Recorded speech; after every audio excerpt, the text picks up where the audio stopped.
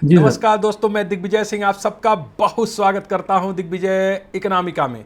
कैसे हैं आप लोग, कैसे चल रही है आपकी जीत की तैयारी? दोस्तों, आज जीत के तैयारी के क्रम में हमारे साथ हैं अनीस मीना। और अनीस जो है राजस्थान के रहने वाले हैं और इन्होंने अभी आरपीएससी असिस्टेंट प्रोफेसर का जो रिजल्ट आया है उसमें इन्होंने बेसिकली अच्छा परफॉर्मेंस करते हुए अपना जो है चयन लिया है आरपीएससी से। तो आपको बहुत बहुत बधाई अनीस, जिस आप ऊर्जा से लगे थे, जिस मेहनत से लगे थे, मैंने देखा कि आप काफ़ी जो है क्लास में अलर्ट रहते थे और उसका रिस्पांस मिला, आप सेलेक्ट हो चुके हैं आरपीएससी असिस्टेंट प्रोफेसर पे। तो आपको ढेर सारी बधाइयाँ। आपको कैसा लग रहा है ये सफलता प्राप्त करके? जी sir, thank you so much. Sir, मुझे बहुत अच्छा लग रहा है। और जब मैंने ये तैयारी शुरू की थी तो सर मेरे अंदर ये चीज़ थी कि मैं कर लूँगा। और आपका साथ मुझे मिला, उसकी बदौलत मैं इस पद पर पहुंचा हूँ। तो सर मेरी बेसिकली मेरा इंट्रोडक्शन देता हूँ मैं सर आपको। हाँ, पहले अपने आप को इंट्रोड्यूस करिए और ये बताइए हमारे सारे व्यूवर्स को कि आपकी जी पढ़ाई सर। लिखाई कहाँ हुई, किस यूनिवर्सिटी से आपने पढ़ा। ये तमाम चीज़ों को सामने रखिए जिससे लोग इंस्पायर्ड हो सकें, क्योंकि लाखों ऐसे युवा हैं जो कि असिस्टेंट प्रोफेसर बनना चाहते हैं। जी आपके आरपीएससी से बहुत ऐसे स्टूडेंट हैं जो चाहते हैं कि असिस्टेंट प्रोफेसर बने। तो वो एक सपना देखते हैं और उस सपना जब और ज़्यादा हकीकत लगने लगता है जब कोई मार्गदर्शन देता है जो सेलेक्ट हुआ कैंडिडेट है। तो आप चूंकि सेलेक्ट हो चुके हैं तो आपकी जो बात है ज़्यादा उनके दिल तक पहुंचेगी और दिमाग तक पहुंचेगी। तो अपना आप कैसा तैयारी का क्रम रहा, आपकी प्रारंभिक शिक्षा कैसे हुई, उच्च शिक्षा कैसे हुई, आपका आपको ये कब लगा कि मैं असिस्टेंट प्रोफेसर कर सकता हूँ, और कैसे आपने इसको प्राप्त किया, इसके विषय में आप बात करिए। जी सर। सर, मैं बताना चाहूंगा, मैं राजस्थान के टोंक जिले से बिलोंग करता हूं, जिसमें छोटा सा गांव है मेरा रतनपुरा। सर, मेरी प्रारंभिक शिक्षा मेरे गांव के ही पास में, मेरे गांव में क्योंकि स्कूल नहीं है तो गांव के ही पास में जो स्कूल है प्राइमरी स्कूल था, तो वहां से मैंने प्राइमरी एजुकेशन प्राप्त की। उसके बाद मैंने कक्षा 6 से 9 जो हमारे गांव पंचायत में हाई सेकेंडरी स्कूल था, वहां से मैंने 9वीं तक की पढ़ाई की। उसके बाद में सर पिताजी को लगा कि बच्चों को बाहर भेजना चाहिए, तो उन्होंने मुझे टोंक के किसी निजी विद्यालय में मेरा एडमिशन करवाया। तो 9वीं और 10वीं मैंने वहां से कंप्लीट की। उसके बाद में सर मेरा एक, शुरू से जब मैं 10th पास किया तो एवरेज से अच्छा स्टूडेंट था मैं, तो मेरे परसेंटेज भी ठीक थे।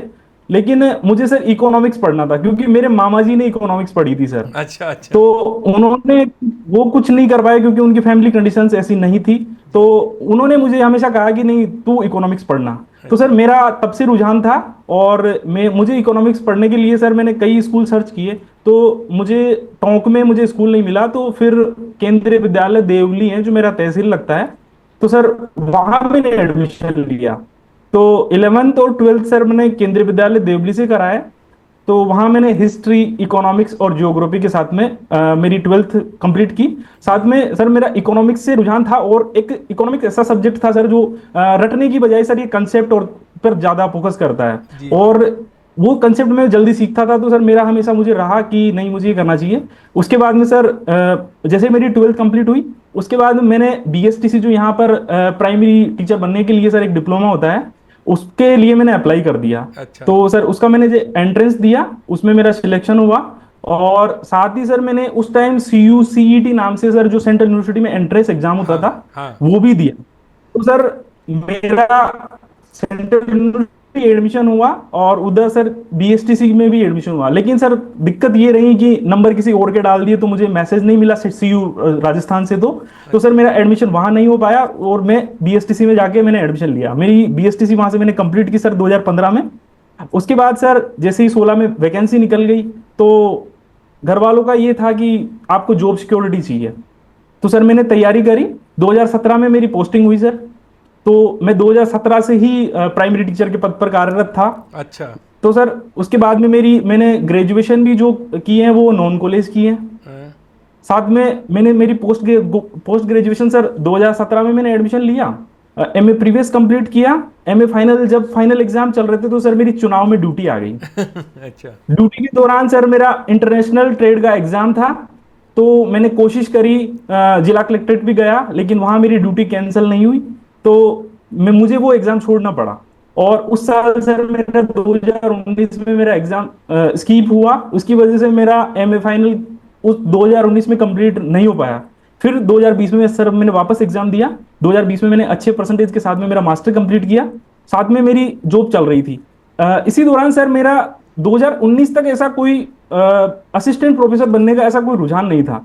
लेकिन जब मैं पीजी में था तो उस वक्त सर यूजीसी नेट निकला, और मैंने जब ऑफलाइन होता था तो सर मैंने उसका फॉर्म फिल किया। इतनी कोई खास मेरी तैयारी नहीं थी, तो फॉर्म फिल कर गया, एग्जाम देने गया तो सर उस दिन मेरी बहुत तबीयत खराब थी। लेकिन मैंने उसके बावजूद भी वो 6 घंटे बैठकर सर एग्जाम दिया, और मेरा मतलब उसमें परफॉर्मेंस अच्छा था सर। एक क्वेश्चन से मेरा नेट रह गया। अच्छा। जब उसका रिजल्ट देखा तो सर मेरे दिमाग में उस दिन से ये चीज छप गई कि नहीं, मुझे यूजीसी नेट क्रैक करना है और मुझे असिस्टेंट प्रोफेसर बनना है। सर उसके लिए मैं रेगुलर प्रयासरत रहा। साथ में 2021 में राजस्थान में सर एएसओ की वैकेंसी निकली, उसके लिए मैंने अप्लाई किया। मेरा स्टैटिक्स अच्छा था, उसमें मैं 2 गुना में पास हुआ, और जो लास्ट कट ऑफ थी सर उससे 0.2 नंबर मेरे कम थे। अच्छा। तो उसमें मैं फाइनल में रह गया। तो सर उस चीज का मुझे बड़ा मलाल था, और ऊपर वाला जो करता है सर सब कुछ सही करता है। तो शायद मैं वहां एएसओ में सेलेक्ट हुआ होता तो आज मैं असिस्टेंट प्रोफेसर नहीं बन पाता। बिल्कुल तो सर मैंने जितनी शायद मेरी कमजोरी रही है उस एग्जाम को क्रैक करने में सर, उसको मैंने अपनी पूरी जो मेहनत और लगन से मैंने 2 गुना मेहनत बढ़ा दी। साथ में रेगुलर सर 2021 से मैंने असिस्टेंट प्रोफेसर के लिए तैयारी करना शुरू किया। पहले सेल्फ कर रहा था सर, क्योंकि मेरी ग्रेजुएशन और पीजी मेरी सर नॉन कॉलेज हुई है, तो मुझे इतना गाइडेंस भी नहीं मिला, क्योंकि बड़े प्रोफेसर से नहीं पढ़ा हूं सर। मैंने खुद से सब्जेक्ट को तैयार किया है। बिल्कुल बिल्कुल। तो धीरे धीरे जब सर आफ्टर कोविड जब सोशल मीडिया का दौर बढ़ा तो मैं यूट्यूब में देख रहा था। तो यूट्यूब में सर जैसे कुछ टॉपिक्स सर्च करता, तो एक दिन मैंने आपका वीडियो देखा। तो सर मैंने आपका वीडियो देखा, उस वीडियो को लगभग 30 मिनट का वीडियो था, उस वीडियो को मैंने पूरा देखा।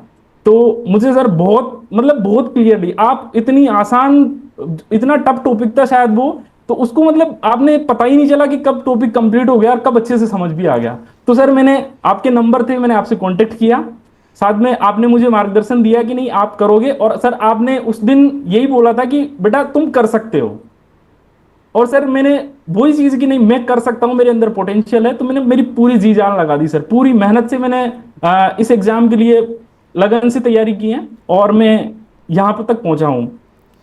सबके सामने प्रॉब्लम आती है, सब लोगों को लगता है कि मैं कर पाऊंगा या नहीं कर पाऊंगा, लेकिन जीतता जी वही है जो पूरे मन से अपना 100% देता है। तो आपके भी जीवन में अप्स एंड डाउन्स आएंगे। कई बार आपको लगेगा कि चीज़ें अपने अनुकूल नहीं हो रही हैं। जैसे आपने देखा, अनीस ने बताया कि इनका मास्टर का एक पेपर ही छूट गया और अगले साल जाके इनको एग्ज़ाम देना पड़ा। तो क्या इनकी मेंटल उस समय सिचुएशन होगी, इसको आप समझ सकते हैं। लेकिन जो सबसे बड़ी बात है कि इन्होंने हिम्मत नहीं हारी, लगातार प्रयास करते रहे, लगातार प्रयास करते रहे। अगर सिलेक्शन नहीं हुआ तो दुगुना प्रयास किया, यही सफलता का मूल मंत्र है। अगर आप कहीं भी पहुंचना चाहते हैं तो आप कभी हिम्मत मत हारिए। ऐसा हो सकता है कि सफलता मिलने में देर लग जाए, कुछ लोग आपके साथ होंगे जल्दी सफल हो जाएंगे, लेकिन ये जो आशा की किरण है कि मैं ये कर जाऊंगा, और उसके लिए अपने पूरे डेडिकेशन को दिखाना, हार्ड वर्क करना, कंसिस्टेंसी के साथ करना, और अगर सिलेक्शन हो तो दुगुने ऊर्जा के साथ लग जाना, यही आपको सफल बनाती है। तो अनीस ने ये करके दिखाया है। मैं अनीस से ये भी पूछना चाहूँगा कि आज के समय में जो स्टूडेंट हैं, एस्पिरेंट हैं, वो किताबों से दूर भागते हैं। उनको लगता है कि शॉर्टकट चीज़ें हो जाए, हम सफल हो जाएं, और शॉर्टकट में हो जाए, 6 महीने प्रिपरेशन करे हो जाए। आपको क्या लगता है कि अब जो स्ट्रेटजी बनानी चाहिए, अब जो नए जितने स्टूडेंट आ रहे हैं जिनको असिस्टेंट प्रोफेसर का उनको सपना जो देख रहे हैं, उनको किस तरीके से प्रिपरेशन करना चाहिए? उनके लिए सबसे बेस्ट सुटेबल स्ट्रेटजी क्या होगी? सर मैं बताना चाहूंगा, जो सबसे बेस्ट सुटेबल स्ट्रेटेजी सर ये होती है कि आजकल प्रत्येक स्टूडेंट के पास में मोबाइल है सर, और वो कहीं ना कहीं से सोशल मीडिया का यूज भी करते हैं। बिल्कुल। अब मैं ये बताना चाहूंगा सर कि उसका दुरुपयोग नहीं करके सदुपयोग किया जाए तो आप सक्सेस हो सकते हैं। और बहुत अच्छी बात यह है कि सबके पास में इंटरनेट का एक्सेस भी है। तो और आजकल यूट्यूब पर सर इतनी अच्छी चीजें मिल जाती हैं आपको कि जितना आपको आपके प्रोफेसर नहीं पढ़ा सकते, आपकी किताबों में आप समझ नहीं सकते, तो आपको सामने वाले से समझने को मिलता है। और सर मैंने इस तैयारी को मैंने कैसे कंप्लीट किया है, इसका सिलेबस कवर कैसे किया है, सारा सब कुछ मैं आपको बताना चाहूंगा। बिल्कुल बताइए। सर मैंने जैसे मेरे पास में सर ऐसा कोई गाइडेंस नहीं था इकोनॉमिक्स के नाम पे, सिर्फ और सिर्फ मैं दिग्विजय सर को जानता था। मेरा कोई क्लासमेट नहीं, कोई दोस्त नहीं, कोई बेचमेट नहीं सर, मैंने घर पे रह के तैयारी करी है। हाँ। साथ में मैंने स्कूल किया है। उसके बाद सर जैसे मैंने जो बुक्स थी मेरे पास में, हिंदी मीडियम की बुक पढ़ी है मैंने सर, एच एल आहूजा और कुछ बुक्स आपने सजेस्ट करी हैं सर। जी जी। बाकी जैसे जितनी भी आपकी क्लासेज यूट्यूब पे अवेलेबल थी सर, मैंने उनको लगभग 4 से 5 बार देखा है। और उन क्लासों का सर सेल्फ नोट्स बनाए हैं मैंने, एक नहीं सर 3 बार मैंने सेल्फ नोट्स बनाए हैं। जब मुझे लगता है कि मेरा ये टॉपिक क्लियर नहीं हो रहा, मैं वापस आपकी क्लास देखता और उसको वापस करके फिर वापस से उसका रिवीजन करता। सर मैंने पीवाईक्यू से ज्यादा सर मैंने कंसेप्ट पे और थ्योरी पे ध्यान दिया। बिल्कुल बिल्कुल। कंसेप्ट और थ्योरी जितनी अच्छी होगी, आप पीवाईक्यू से भी कई ज्यादा आपकी तैयारी मजबूत हो सकती बिल्कुल है। बिल्कुल सहमत है हम।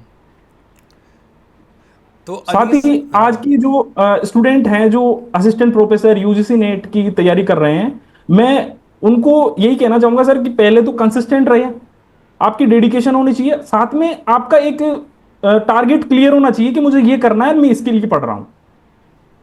अगर आप में वो चीज की क्लियरिटी नहीं है तो आप कभी भी सही नहीं कर सकते हो। दूसरी चीज, आपके पास में जितना भी स्टडी मटेरियल अवेलेबल है, आप उसको ही बार बार रिवाइज करें। इधर जैसे कई लोग देखते हैं क्या बेस्ट है, वो यूट्यूब पे जाते हैं, गूगल पर जाते हैं, जो बेस्ट बता दिया, बहुत सारी बुकें इकट्ठा कर लेते हैं, तो बिल्कुल उनकी तैयारी बन नहीं पाती है सर। आपके पास जो भी एक चीज है उसको आप कंप्लीटली उसको अच्छे से पढ़ें, अच्छे से रिवाइज करें, और डेफिनेटली आपका सिलेक्शन हो जाएगा। 10 किताबों को एक बार पढ़ने से बहुत अच्छा है कि एक किताब को 10 बार पढ़ी जाए। ये अनीस ने जी जैसा सर, आपको मैंने कहा, यही किया है सर। ये जो ऐसा अनीस ने कहा वो आप ध्यान दीजिए। और इन्होंने एक और भी बहुत इंपॉर्टेंट बात की, देखिए कोई सक्सेस का शॉर्टकट नहीं है। सिर्फ प्रीवियस ईयर क्वेश्चन को पढ़ के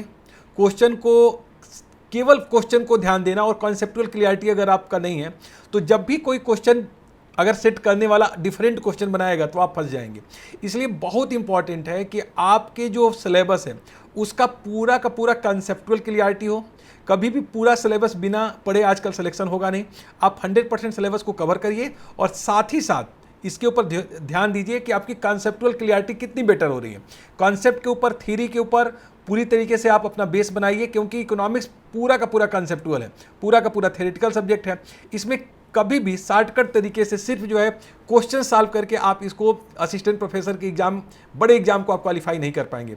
इसलिए जैसा कि अनीस ने कहा कि पहले आप अपने कंसेप्चुअल क्लियरिटी को बहुत स्ट्रांग बनाइए, एक किताब को कई बार पढ़िए, अच्छे से पढ़िए, और अपने शॉर्ट नोट्स अगर आप बना सकते हैं तो जरूर बनाइए। जैसा इन्होंने कहा कि वीडियो को इन्होंने 4-4 बार देखा और 3-3 बार नोट्स बनाए। देखिए सबसे ज़्यादा जो कंसेप्चुअल क्लियरिटी होती है वो अपना नोट्स बनाने से होती है। मेरा खुद का ये सिद्धांत है कि कितने भी नोट्स कोई क्यों नहीं प्रोवाइड कर दें, बट सबसे बेस्ट यही होता है कि आप अपना शॉर्ट नोट्स खुद बनाइए। जब आप लिखते हैं तो बड़े ही कंसंट्रेशन के साथ लिखते हैं, और वो चीज़ आपके लिए हमेशा कंसेप्चुअल क्लियरिटी लेके आएगी। एग्जाम में उसको आप आसानी से रिवीजन कर पाएंगे। तो अनीस का जो ये स्ट्रेटजी है उसको आप लोग बहुत अच्छे से ध्यान दीजिएगा। नंबर 1, सिलेबस को कवर करिए, डेडिकेशन, हार्डवर्क, कंसिस्टेंसी के साथ ही साथ अपने कंसेप्चुअल क्लियरिटी को बिल्कुल अच्छे लेवल पर बना के रखिए, और हमेशा अपना शॉर्ट नोट्स बनाइए, हमेशा लिखने का प्रयास करिए, और ये चीज़ें आपको जरूर एक दिन जो है सफलता के उन ऊंचाइयों पर लेके जाएगी जहाँ के लिए आप डिजायरेबल हैं, जहाँ आप जाना चाहते हैं। और अनीस, लास्ट में आप ये बताइए कि असिस्टेंट प्रोफेसर बनने के बाद आप क्या चाहेंगे, किस तरीके से जो है आप अपना भूमिका निर्वाह करेंगे स्टूडेंट के बीच में? सर मैं असिस्टेंट प्रोफेसर बनने के बाद में सर मेरा आपकी ये है ज्वाइनिंग कि हो गई अभी है? मैं, ज्वाइनिंग हो गई अभी आपकी? जी सर, ज्वाइनिंग जी हो शादी गई? हो गई है सर। नहीं, ज्वाइनिंग, जी, ज्वाइनिंग हो गई? ज्वाइनिंग नहीं हुई सर, अच्छा ठीक है, नहीं हुई ज्वाइनिंग सर। क्या आपका जी क्या जो है टारगेट है आपका ज्वाइनिंग के सर, बाद? मेरा टारगेट ये है, जैसे कि अभी सर मैं एलिमेंट्री एजुकेशन में हूं, तो बच्चों को फिर भी यहाँ पे भी मैं मोटिवेट करता हूँ कि जीवन में कुछ करना है उनको, मतलब मोटिवेशन देता हूँ। लेकिन यहाँ बच्चे इतने सीरियस नहीं होते हैं हाँ, छोटे बच्चे सर। हैं। मेरा सबसे बड़ी यही चीज है कि इस पोस्ट पे रहते हुए मैं खुश हूं कि मैं प्राइमरी टीचर था बहुत और अच्छा। सब, लेकिन वहां पर सर एक ही चीज का ये था कि जो मेरे अंदर पोटेंशियल है ना, जो मैं करना चाहता हूँ। डिजायर करता हूँ, शायद वहां में नहीं हूँ। बिल्कुल। और सर वो पोस्ट मुझे अब मिली है ना, तो मैं चाहता हूं कि जो बच्चे हैं जो एक समझते हैं, उनको अपन जो भी बात कहेंगे वो समझेंगे, तो मैं यही कहूंगा कि एक दिन आपको मतलब अपना नाम रोशन करना है, अपने माता पिता का नाम रोशन करना है और बहुत अच्छा करना है। बहुत अच्छा। देखिए आप उस पोस्ट पे पहुंच गए हैं, सिलेक्शन आप पा चुके हैं, जहां पे एक जीवन निर्माण प्रक्रिया होती है, जहां एक अच्छे यूथ आपको मिलेंगे और उनके जीवन को बनाने की जो है आपके ऊपर एक जिम्मेदारी होगी। तो मैं ये जरूर आपसे कहना चाहूँगा कि आप पूरे ही डेडिकेशन के साथ, जैसा आप बता रहे हैं, उनके जीवन निर्माण की प्रक्रिया का एक हिस्सा बनिएगा और अच्छा करिएगा, जिससे कि वो हमेशा आपको एक अच्छे टीचर के रूप में याद करें और हमेशा एक देश के निर्माण में शिक्षकों की भूमिका महत्वपूर्ण होती है, उसको आप आलोकित कर सकें। बहुत बहुत थैंक यू आपको अनीस, आपने बहुत अच्छे तरीके से बताया, आपने स्ट्रेटजी के बारे में बताया, किताबों के चयन के बारे में बताया, कैसी पढ़नी चाहिए, ये तमाम चीज़ों की जानकारी आपने दी। अगर कोई अंतिम कुछ और अगर आपको कहना है, कुछ आपके जैसे बहुत ऐसे एस्पिरेंट हैं राजस्थान से जो मुझसे जुड़े हुए हैं और वो चाहते हैं असिस्टेंट प्रोफेसर बनना, तो कुछ ऐसा अगर कोई आपके पास कुछ और कहने के लिए है जो आप बताना चाहते हैं उस सारे एस्पिरेंट को, तो आप कुछ और बता सकते हैं, फिर हम लोग इस साक्षात्कार को ख़त्म करेंगे। सर मैं बताना चाहूंगा सर, मेरा एक इंस्टाग्राम में मैंने आईडी बना रखी है, वो पब्लिक है और काफी लोग मुझसे जुड़े हैं। जी जी जी। और मैं सबसे यही बोलता हूं कि अगर दिग्विजय सर का मार्गदर्शन अगर आपको मिल गया तो आप एक दिन पक्का, आप डेफिनेटली 100% आपको जो चाहिए वो मिल जाएगा, आप आपका ड्रीम को पूरा कर सकते हो। और यही सर, मैं दूसरी चीज ये है कि अपनी डेडिकेशन रखिए, टारगेट को क्लियर रखें और जो भी अपने सपने हैं उन सपनों को पूरा करने के लिए दिन रात मेहनत करिए, एक दिन आप सफल जरूर होंगे।